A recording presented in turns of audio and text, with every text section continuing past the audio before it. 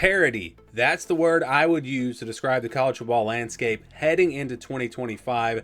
As I look at these teams and you start dissecting the rosters, I don't know if there is a group of elite teams this year. It looks a little bit different. You know, you had your top teams last year. A lot of them have many question marks going into this year, including at the quarterback position.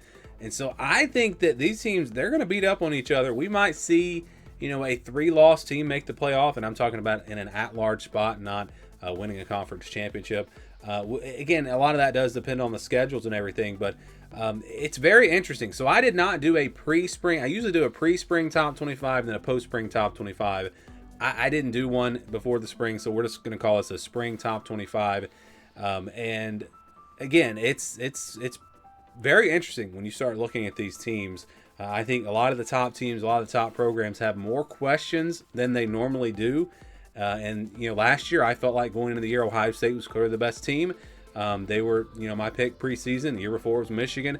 This year I do have that team. I don't know if I'll stick with them when it comes time for, you know, making predictions. But looking at it right now, there is one team that does kind of stand out. But then behind them, a lot of good teams. But again, I don't know how many great teams we're going to have this year. It's interesting. We're going to start at number 25, and that is Louisville. Louisville comes in at number 25 after a decent year last year. This is a team that's going to look a lot different. They use the portal a ton. A lot of new additions on offense. I think they'll be better on that side of the ball because of these additions. Miller Moss comes in at quarterback.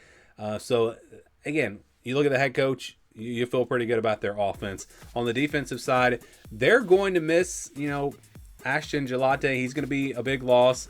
You're also going to miss Quincy Riley, two really good players there on the defensive side. But they had a lot in the portal, so I think that they will be pretty solid there. So I think Louisville's going to be a good team this year. How good, again, with all the transfers and everything, it's very hard to predict just how good these teams will be, because especially a team like Louisville that added so many pieces. You look at number 24, that's Iowa State, a team that I don't feel quite as good as maybe I did in my way too early top 25. They do return a lot on offense, including Rocco Becht at quarterback. But if you look at their passing game last year, Jaden Higgins, Jalen Noel, those were really the only two weapons. They threw to them all the time. No one else really got the ball a whole lot. So they're going to need some guys to step up. And that's going to be, I think, the biggest question mark. I think the offensive line will be strong. I think the run game will be strong. But, you know, who's going to step up at wide receiver? That'll be the key. And if they can get a couple guys step up there, you know, it could be right back in the Big 12 championship game. You look at the defense, they return most of their front seven, but they do lose a lot in the secondary. So that's where I'm a little bit concerned about Iowa State. And I could go way more in depth on these teams, but I just wrote down some notes, try to go through this pretty quickly. It's a top 25. We're not breaking down every team in depth, but Iowa State number 24. Number 23 is Tennessee, of course. The news there with Nico leaving and everything, that definitely changes things for Tennessee, because they already had a lot of question marks on offense, a lot of new faces there. So now you have to go with a new quarterback. Joey Aguilar comes in. How good can he be? You know, you look at his time before this and really ups and downs. So I do question that. I think he'll do pretty well in this offense, but I don't know. I don't know how good this defense will be. You look at the defense, and pretty much all the defensive line is gone, but everyone else is back. So I think the defense will be pretty strong. Again, maybe some question marks on the defensive line. But I think Tennessee's still going to be a pretty solid team. Maybe not a playoff contender like I thought, or maybe they're right on that edge, and if things go right, maybe they could be. But I think it's going to be tough for them. Going to number 22 now, I've got Kansas State. So, you know, this really, I think, comes down to Avery Johnson at quarterback. Can he take that next step? That'll be the key. You look at the running back position, DJ Giddens, he was really good. He's gone, but Dylan Edwards is back, and we know how electrifying he can be. So I think the offense, really, it's going to come down to Avery Johnson. They do lose 4 key players in the secondary when you look at the defense, so that could be a concern. But overall, especially the front seven, I think Kansas State's defense should be solid. Then you've got Baylor at number 21. So I think a team that could really surprise the people this year. When you look at the offensive side, they return almost everyone. That includes Sawyer Robertson at quarterback. I think it's going to be a very good offense. You look at the defense, they did lose some key pieces, but they did a nice job in the portal. So I think Baylor could be a sneaky team there in the Big 12. Let's go to number 20. That is Ole Miss, the Rebels. I have a lot of question marks just because it's going to be, I mean, it's a complete overhaul with the transfer portal. Like, I don't know if they're going to be better, they're going to be worse, they're going to be simple. Like, it is so different. This roster is so different. They lost a ton of guys and they added a ton of guys. So this is one of those teams that's also very hard to predict. I'm looking at Ole Miss and Louisville. Those are teams where, I'm just not sure about. Maybe they could be really good, but maybe they won't be. I just don't know. I think it's really going to come down to Austin Simmons at quarterback. An unproven guy, played some. If he can be really good, Ole Miss could be a playoff contender. If he's average, I don't know that they are. So I think really this is going to come down to him at that quarterback position. Let's move on to number 19, South Carolina Gamecocks, coming off of a pretty strong year last year. You look at Lenore Sellers at quarterback. He may have to carry the offense again because they do lose Rocket Sanders. I'm looking for guys to step up at running back and wide receiver. That's going to be a question mark, but we know what he can do. And this is a guy that could be a potential Heisman candidate. You look at the defense, they lost a lot, but they added a lot in the portal. So how good will those portal pieces come together? That's going to be the big question there. But again, I think just because of Lenore Sellers and his playmaking ability, South Carolina is going to be pretty good. All right, number 18, Miami. Again, talking about the quarterback position. Can Carson Beck go back to what he was a couple of years ago? That'll be the question there. A down year last year, but his receivers really let him down. I think he could be in a similar situation here at Miami because they're going to really be depending on some young wide receivers. If those guys can step up, this offense could be really good like it was last year. But that's what I'm watching, the passing game. How does it come together? You look at the defense. They added some nice pieces in the secondary, in the transfer portal, and they should be solid in the front seven. So I think this is a defense that will be improved from where they were last year. All right, number 17 is SMU. Brashard Smith, big-time playmaker for them on offense. He will be missed, but they added in TJ Harden, a running back who I think could really do well in this offense.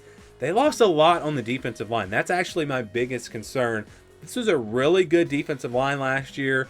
They lose a ton of guys from up front, so that'll be something to watch with SMU. Number 16 is Alabama. This is going to be a good team, but again, I just don't think the Nick Saban days are over. Alabama is just not what they used to be.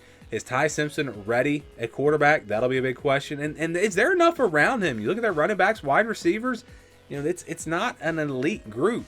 So that offense to me is a bit of a concern. And then you look at the defense. I think they'll be solid there. Jahadi Campbell is gone. Malachi Moore, Tim Smith. Some big time playmakers for them on that side of the ball. But there are pieces. There is talent there. I think the defense will be just fine. I think it's going to really come down to the offense for Alabama.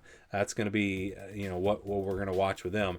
Number 15, Indiana. A lot of people think they're going to drop off. I disagree. I think you look at what they did in the portal. They reloaded. You got Mendoza at quarterback, a guy that, he's a tough, gritty player. I like him a lot. You look at the offensive line, what they added there in the portal. I think this offense will be just fine. Kurt Cignetti has proven that he's a winner. I think people keep doubting him. I think Indiana's going to be good, and I think they're going to be potentially in that playoff mix again, but the problem might be their schedule. But again, I think this will be a good team. And then you look at the defense. They reloaded in the portal there as well. So yes, Indiana, I think, could be once again in that top group in the Big Ten. Another team that could be there is Illinois. I've got them at number 14. Luke Altmaier returns. Who's going to step up at wide receiver? That'll be the thing to watch there. They do lose McRae at running back. He went in the portal in the spring portal, but they've got Aiden Lafrey back. We got Caden Fegan back. So I think running back position still will be solid. And then they do return most everyone on the defense. So Illinois, they shouldn't be going anywhere. They should be right back in the thick of things in the Big Ten again this year. Number 13 is BYU. BYU, really, they return a lot on both sides of the ball. Jake Retzlaff back at quarterback. Again, pieces really all over the place. They don't really lose a whole lot. So I think this is a team that was good last year, and there's really no reason to expect them to step back with everything they have coming back. So BYU, I think one of the favorites in the Big 12. Number 12 is LSU. LSU's a team that I think could be on the rise this year. Really, the only question mark on offense is the offensive line. Everywhere else, they are solid. Garrett Nussmeier's back. Pretty good running back room. Good wide receivers. The offensive line, though, did lose a lot. So that'll be the question mark there. And then the defense should be much improved. They added some key guys in the portal, so I think the defense definitely is better. And again, if that offensive line can come together, LSU absolutely could be in the college football playoff this next season. Watch out for the Tigers. Number 11 is Michigan. Michigan is a team that finished the year really strong.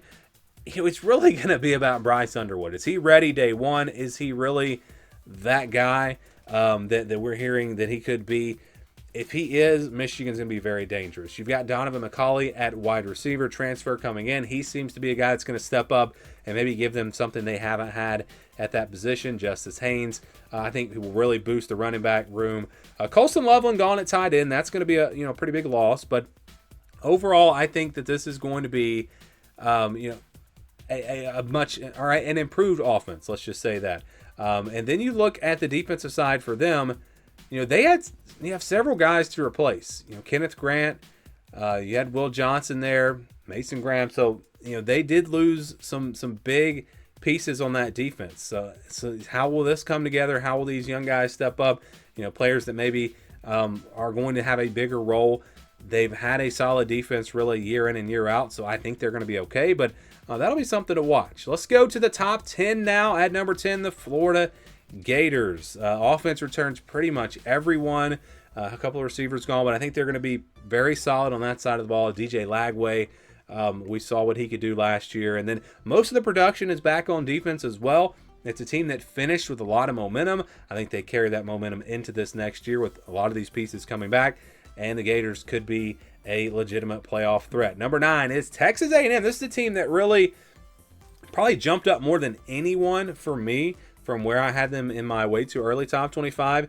They just have a lot coming back. Marcel Reed back at quarterback. They're loaded at running back. Watch out for KC Concepcion, a wide receiver from NC State. I think he's a huge addition, a really underrated player. They return everyone on the offensive line. The defense really filled all their holes in the transfer portal. I think Texas A&M could be a very dangerous team and a team that could possibly get to the SEC championship this year. And then at number 8, we've got Arizona State. This is the team that won the Big 12 last year. They went to the college football playoff. I know Scadabo's gone, but Levitt's back at quarterback. Jordan Tyson, coming off that injury, will be back. He's their go-to weapon at wide receiver. And then most of the defense returns, plus they added some really nice pieces in the portal. I think Arizona State, a team that won the Big 12 last year, they have to come into this year as the favorite, and maybe a team that could make some noise in the college football playoff if they get in again. Number 7 is Oregon. We know the roster is loaded with talent, but it's all going to hinge on Dante Moore at quarterback. That's going to be the key, I think, for them on offense. That's pretty obvious. Defense did lose a lot as well, so can these young, big-time recruits step up? We know they have the talent, but it's a team that, I look for Oregon's defense to possibly struggle early in the year, but get better as the season goes along because of these young pieces. But we know the talent's there. If Dante Moore can play well at quarterback, Oregon should be right there in that college football playoff race once again. Number 6 is Georgia. And Georgia Bulldogs, this is not the type of team that we've seen in the past. I don't think they're going to be a super dominant team. That those days, to me, it's kind of over. Really, I don't think we're going to have that a whole lot moving forward, where teams are really dominant for 3 or 4 years in a row. But they do have 4 starters to replace on the offensive line. That's going to be a big question mark on that side of the ball. Gunnar Stockton, is he the answer at quarterback? I haven't seen enough to where I believe he's going to be great. I think he'll be solid. The defense does reload, but they are, we know, kind of like with Oregon, they got a lot of talent. They added some guys in the portal, but they did lose a lot in the front 7. So Georgia and Oregon, 2 defenses that have talent, but will probably be relying on some young guys. All right, let's move on to number 5 as we get to the top 5. It's Ohio State. Buckeyes, defending national champs. Offense should be strong. They've got a lot of pieces coming back. Running back room, I know they lose 2 really good players, but you add C.J. Donaldson, you got James People, so I think they're going to be okay there. Wide receivers should be great. Offensive line should be solid. It's going to come down to the quarterback. More than likely, Julian Sayin. If he's really good, Ohio State could be right there, potentially in that national championship picture again. If he's not great, I don't know if they have enough around him. We'll see, especially when you look at the defensive side of the ball. They lose a lot on that defensive line. That's going to be the question mark there. The rest of the defense looks pretty solid. All right, let's go to number 4 now. Notre Dame. The Irish coming off of that national championship appearance. The quarterback will be really the only question mark on offense. They have the receivers coming back.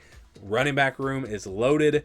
C.J. Carr figures to be the guy at quarterback, so how well will he play? That'll be the question mark there. Very similar to Ohio State. Defense, though, should be really solid. They also lost a lot on the defensive line, and they did lose Xavier Watts. But, again, it's close with Ohio State and Notre Dame. I feel like Notre Dame maybe brings back just a little bit more. But if you want to flip those teams around, I absolutely understand the argument that Ohio State just beat them in the national championship. But I do think Notre Dame, again, returns just a little bit more, especially on the offensive side. And then we go to the top three. Number 3 is Texas. Texas is a team that, they do lose a lot on offense, especially on the offensive line, but they are really talented. They have a lot of pieces on that side of the ball, a lot of young guys. They have a loaded running back room with Wisner and Baxter. Defense also loses some pieces. Anthony Hildo coming back, could be the best linebacker in all of college football. And then, of course, Arch Manning. Can he live up to the hype? If he can, Texas could possibly win a national championship. If he struggles, then I think this team maybe doesn't even make the college football playoffs. So I think a lot does rely on Arch Manning. Let's move on to number 2 now. It is Clemson. This is a team, in terms of bringing guys back, I think this is the most impressive team. They are absolutely loaded on offense. Everyone pretty much coming back there, except for Phil Maffa at running back. You've got Gideon Davidson, big-time recruit, coming in as a freshman. The buzz is, around him is that he's going to be the starter day one, and he's going to be really good. And if he is, this offense will be really good. They've got so many weapons in the pass game. Cade Klubnik is back. This is going to be a very good offense. And then on defense, they only lose 3 guys. I know Barrett Carter's a huge loss, but they have a ton of talent coming back there. Clemson absolutely, I think, can make a run in the playoff this year. And then number 1 for me, it's still Penn State. They were my preseason, or not my preseason, my way too early number 1. You look at the offense, they've got everyone coming back except for Tyler Warren and 1 offensive lineman. This is going to be the best 1-2 punch at running back, I think, in all of college football. Drew Aller, one of the top returning quarterbacks. They're just loaded. They are just absolutely loaded. They add Kyron Hudson at wide receiver, a couple other guys in there as well. I think the offense gets better, maybe even a lot better. And then on defense, they only lose 4 really good players. Everyone else coming back, and they've got a lot of depth there. So Penn State, to me, is the best team at this point. Clemson, I think it's close because of all that they returned. But if you just go back to last year, Penn State I thought was a good bit better than Clemson. Also interesting that, Clemson, you got the coaching changes here as well. So, very interesting with all these defensive coordinators kind of switching around. Tom Allen going to Clemson, and then you had Penn State. Of course, they had Jim Knowles. So it's just very interesting seeing all these top teams kind of swapping around defensive coordinators. But again, that's how I would rank the teams right now. We'll do more research. We'll have probably more portal additions here as we go through the next few weeks. And, again, more research as we go through the summer. And I will have an official preseason top 25 coming up, of course, before the season. But that's where things stand right now. We'd love to get your thoughts. What do you like? What do you dislike? What do you agree with? What do you disagree with? Let me know down in the comments below. And, of course, you can help support the channel by becoming a member. The link for that is down in the description.